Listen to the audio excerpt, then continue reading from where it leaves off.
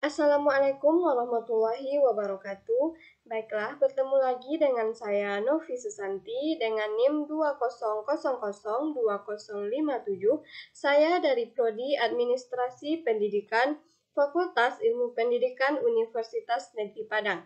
Baiklah, pada kesempatan ini saya akan menampilkan sebuah video untuk memenuhi tugas manajemen humas dengan dokter pengampu Dr. Hanif Al-Qadri, SPD MPD. Baiklah, pada kesempatan ini saya akan membahas tentang kode etik dan sumber nilai public relation ataupun humas. Baiklah, kode etik pada prinsipnya dalam Kamus Besar Bahasa Indonesia atau beberapa dari pendapat ahli, di antara keduanya dapat disimpulkan bahwasannya kode etik adalah tuntunan profesional yang sangat erat dengan satu kode etik setiap profesi. Jadi, setiap profesi, apapun profesinya, harus memiliki aturan menjadi tuntutan profesional dalam kode etik. Nah, kode etik ini berkaitan dengan prinsip etika yang berlaku untuk sebuah profesi. Tentu saja, prinsip-prinsip etika pada umumnya akan berlaku untuk semua orang dan juga berlaku untuk semua profesional sejauh itu mereka adalah manusia, maka dia harus mempunyai kode etik. Kode etik juga bisa dikatakan sebagai tanggung jawab, suatu prinsip bagi kaum profesional. Dapat dikatakan bahwa kalau kita mengaku sebagai seorang profesional, maka kita sudah tahu dengan tanggung jawab sesuai dengan profesi yang kita emban. Adapun prinsip-prinsip yang mengatur kode etik, yaitu yang pertama prinsip keadilan, yang mana prinsip ini menuntun orang yang profesional agar menjalankan profesinya secara adil dan tidak merugikan pihak manapun dan tidak pula menyebabkan pihak tertentu menjadi terabaikan, khususnya orang yang dilayani dalam rangka profesinya. Adapun yang kedua yaitu prinsip otonomi, yang mana prinsip ini lebih dituntut dalam profesional terhadap dunia luar, yang dimana mereka diberikan kebebasan sepenuhnya dalam menjalankan profesinya. Adapun yang ketiga yaitu prinsip integral atau prinsip integritas moral, yang mana prinsip ini berdasarkan pada hakikat ciri-ciri profesi, maka bahwa orang yang profesional adalah orang yang mempunyai integritas moral. Nah, berdasarkan prinsip-prinsip di atas, maka sekarang kita bisa melihat bagaimana keterkaitan etika dengan citra. Karena tujuan dari public relation ialah menciptakan, membangun, mempertahankan, serta memperbaiki citra lembaga. Nah, pentingnya bagi seorang praktisi PR memahami etika karena hal ini menyangkut profil, menyangkut penampilan dalam rangka menciptakan organisasi ataupun perusahaan. Citra dan penampilan dalam kaitannya dengan etika atau nilai-nilai moral itu sebenarnya sudah disadari dan dipermasalahkan sejak lama. Nah, berikutnya saya akan membahas tentang ada beberapa ikhtisar etika yang muncul dalam IPRA atau International Public Relations Association. Yang pertama yaitu terkait dengan integritas pribadi dan profesional, yaitu standar moral yang tinggi dan reputasi yang sehat, ketaatan pada konstitusi dan kode etik IPRA. Yang kedua, perilaku kepada klien dan karyawan, yaitu perilaku yang adil, tidak mewakili kepentingan yang berselisih ataupun bersaing tanpa persetujuan, menjaga kepercayaan klien dan karyawan, tidak menerima upah kecuali dari klien atau karyawan sebagai bahan untuk tutup mulut, sehingga proses dari keadilan jadi permasalahan kejujuran menjadi terabaikan. Tidak menggunakan metode untuk menghina klien serta menjaga kompensasi yang bergantung kepada pencapaian suatu hasil tertentu. Adapun ikhtisar yang ketiga yaitu perilaku terhadap publik dan media, yang mana data ini diatur dan ikhtisarnya diatur juga dalam IPRA. Bagaimana perilaku public relation dalam menghadapi publik dan media. Jadi banyak yang diatur, antara lain yaitu bagaimana seorang praktisi PR seharusnya memperhatikan kepentingan umum dan harga diri seseorang. Jadi, hal ini tidak boleh diabaikan dan ini menjadi tanggung jawab para praktisi public relation. Yang kedua, tidak merusak integritas media komunikasi. Yang ketiga, memberikan gambaran atau tidak menyebarluaskan secara sengaja informasi yang palsu, dengan kata lain menyesatkan masyarakat melalui informasi hoaks. Adapun ikhtisar yang keempat yaitu perilaku terhadap teman sejawat, yang mana kita tidak melukai secara sengaja reputasi profesional atau praktek anggota lain yang sejawat dengan kita, dan juga tidak berupaya menggantikan anggota lain dengan karyawan atau kliennya.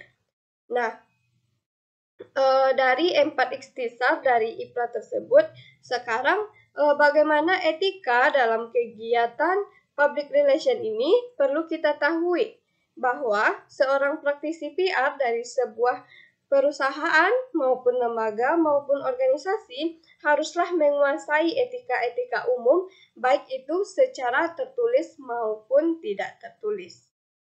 Adapun etika secara tidak tertulis dan tertulis tersebut, yang pertama yaitu include communicator of internal and external public.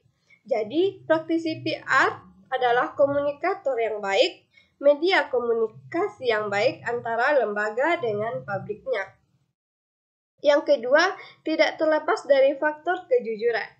Yang mana jadi maksudnya faktor kejujuran atau integrity ini menjadi landasan utama apapun kondisi yang ada. Apapun permasalahan yang muncul, yang namanya public relation ini tidak boleh menjual janji hanya untuk memunculkan citra sesaat. Yang ketiga, memberikan kepada bawahan atau karyawan adanya sense of belonging, sense of wanted, sense of responsibility. Nah, untuk perusahaan ketika berkomunikasi dalam sehari-hari dan berinteraksi dengan semuanya haruslah menciptakan hal-hal tersebut. Kemudian, selanjutnya yang menyampaikan informasi yang penting kepada anggota ataupun kelompok yang berkepentingan. Kemudian selanjutnya menghormati prinsip-prinsip rasa hormat terhadap nilai-nilai kemanusiaan. Kemudian menguasai teknik dan cara penanggulangan kasus ke kasus sehingga dapat menarik keputusan, mengambil solusi, mempertimbangkan secara bijaksana dari persoalan-persoalan yang sedang dihadapi. Kemudian selanjutnya mengenal batas-batas yang pada dasarnya adalah moralitasnya pada profesi public relation tersebut. Kemudian selanjutnya penuh dedikasi, yang mana seorang praktisi PR itu harus penuh dedikasi dalam profesinya, khususnya dedikasi untuk perusahaan ataupun lembaganya. Kemudian yang terakhir, menaati kode etik.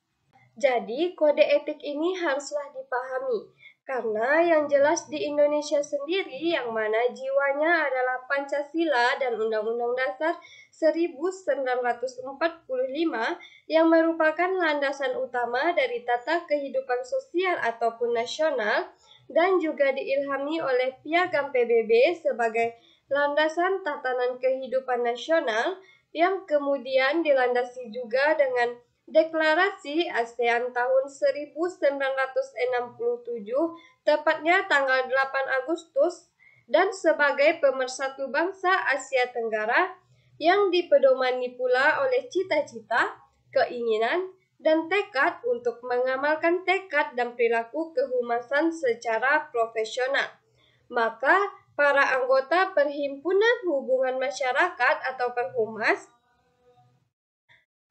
adalah anggota Perhimpunan Hubungan Masyarakat Indonesia. Maka pada saat itu harus sepakat menaati kode etik masyarakat di Indonesia. Dan apabila terdapat bukti-bukti yang melanggar kode etik kehumasan, maka akan dilakukannya tindak organisasi terhadap perilaku pelanggaran kode etik tersebut.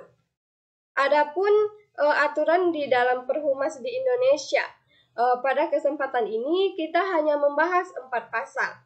Adapun yang pasal pertama mengatur soal komitmen pribadi.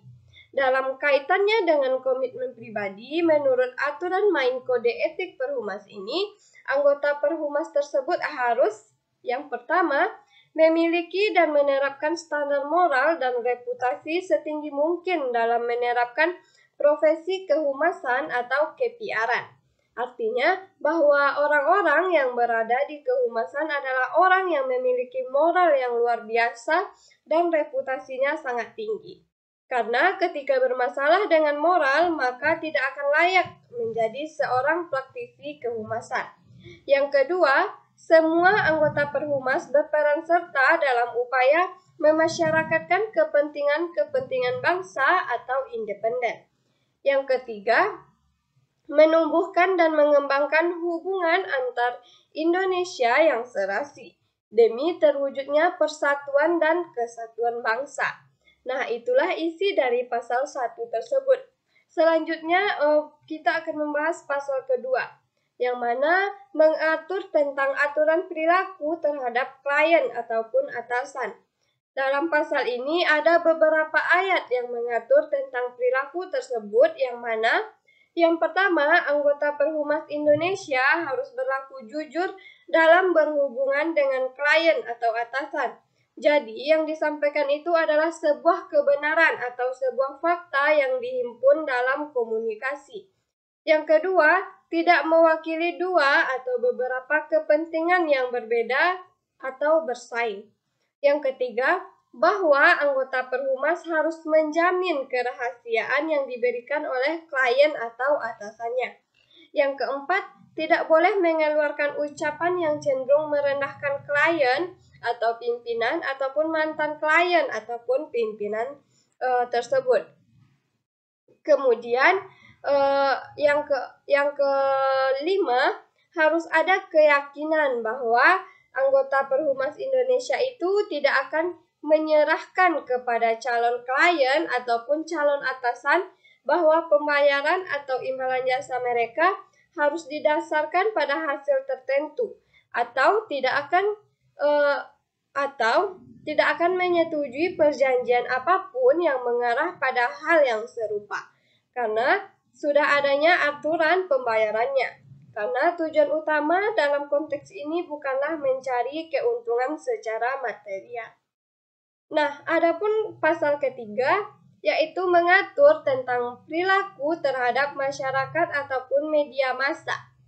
Yang mana aturannya yang pertama, anggota Kehumasan Indonesia harus menjalankan kegiatan profesinya dengan memperhatikan kepentingan masyarakat serta harga diri masyarakat. Yang kedua, tidak melibatkan diri dalam tindakan manipulasi integritas sarana maupun jalur komunikasi massa. Yang ketiga, anggota Perhumas Indonesia tidak boleh menyebarluaskan informasi yang tidak benar ataupun informasi yang tidak sesuai dengan fakta empirik yang ada di lapangan. Yang keempat, anggota Perhumas Indonesia harus senantiasa membantu kepentingan masyarakat banyak ataupun bangsa Indonesia. Nah, selanjutnya kita lanjut kepada pasal keempatnya, yang mana pada pasal 4 ini mengatur soal perilaku terhadap teman sejawat, yang mana praktisi kehumasan Indonesia minimal harus melakukan yang pertama, tidak dengan sengaja merusak dan mencemarkan nama baik ataupun reputasi tindak teman sejawatnya. Yang mana ketika ada teman sejawat yang melakukan masalah, kita tidak boleh memproyeksikannya kepada pihak lain.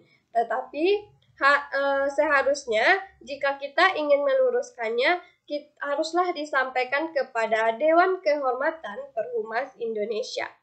Yang kedua, praktisi kehumasan tidak menawarkan diri ataupun mendesak klien atau atasan untuk menggantikan kedudukan teman sejawatnya. Yang ketiga, praktisi kehumasan Indonesia harus bisa membantu kerjasama teman sejawatnya untuk mematuhi kode etik kehumasan yang ada. Baiklah, mungkin hanya itulah yang dapat saya sampaikan pada kesempatan kali ini.